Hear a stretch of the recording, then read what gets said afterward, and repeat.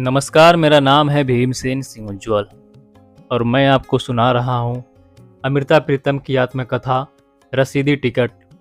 आइए सुनते हैं उसका 17वां भाग, जिसका नाम है कोरा कागज।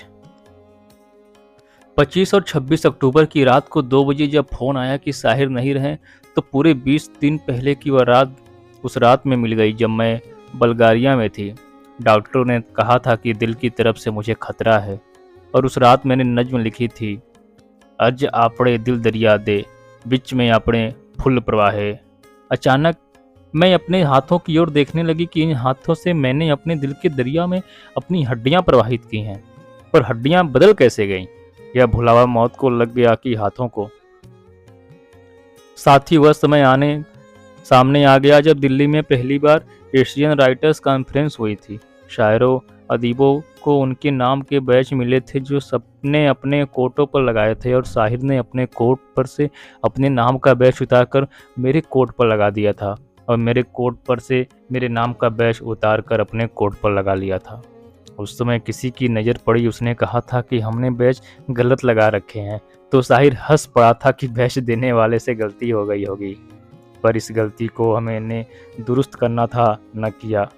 अब बरसों बाद जब रात को 2 बजे खबर सुनी कि साहिर नहीं रहे, तो लगा जैसे मौत ने अपना फैसला उसी बैच को पढ़कर किया है जो मेरे नाम का था, पर साहिर को कोट पर लगा हुआ था। मेरी और साहिर की दोस्ती में कभी भी लफ्ज घायल नहीं हुए। यह खामोशी का हसीन रिश्ता था। मैंने जो नज़में उसके लिए लिखी, उस मजमूए को जब अकादमी अवार्ड मिला, तो प्रेस रिपोर्टर ने मेरी तस्वीर लेते हुए चाहा कि मैं कागज़ पर कुछ लिख रही हूँ। तस्वीर लेकर जब प्रेस वाले चले गए तो देखा कि उस पर मैंने बार बार एक ही लफ्ज लिखा था, साहिर साहिर साहिर। इस दीवानगी के आलम के बाद घबराहट हुई कि सवेरे जब अखबार में तस्वीर छपेगी, तस्वीर वाले कागज़ पर यह नाम पढ़ा जाएगा तो कैसी क़यामत आएगी। पर क़यामत नहीं आई। तस्वीर छपी, पर वह कागज़ कोरा दिखाई दे रहा था।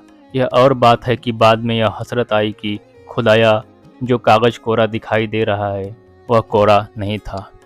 कोरे कागज़ की आबरू आज भी उसी तरह है। रसीदी टिकट में मेरे इश्क की दास्तान दर्ज है।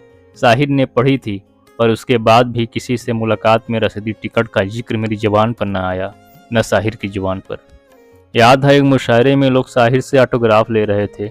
लोग चले गए, मैं अकेली उसके पास रह गई, तो मैंने हंसकर अपनी हथेली उसके आगे कर दी थी, कोरे कागज़ की तरह, और उसने अब मेरी हथेली पर अपना नाम लिखकर कहा था, यह कोरे चेक पर मेरे दस्तखत हैं, जो रकम चाहे भर लेना और जब चाहे कैश करवा लेना। वह कागज़ चाहे मांस की हथेली थी, पर उसने मेरे कागज़ का नसीब पाया था, इसलिए कोई भी हर्फ उस पर नहीं लिखे जा सकते थे। हर्फ आज भी मेरे पास कोई नहीं है।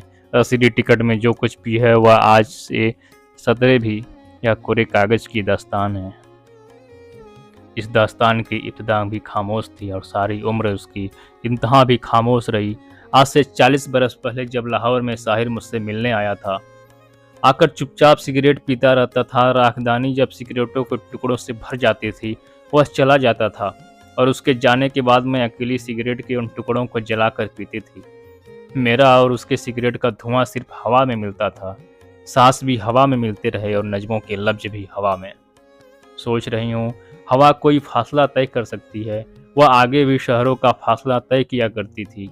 अब इस दुनिया और उस दुनिया का फासला भी ज़रूर तय कर लेगी।